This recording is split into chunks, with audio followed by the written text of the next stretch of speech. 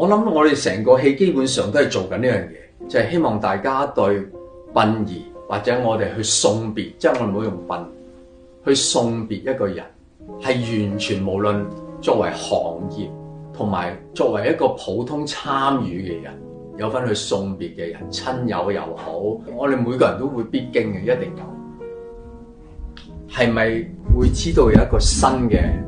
態度？即係我哋最重要一個 message 啦。如果即係要用2句說話講，就係不單止超度先人，係更要超度生人。我諗呢個戲嘅厲害就係，無論你係咩階層，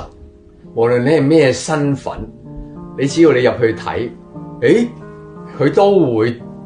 掂到你嘅。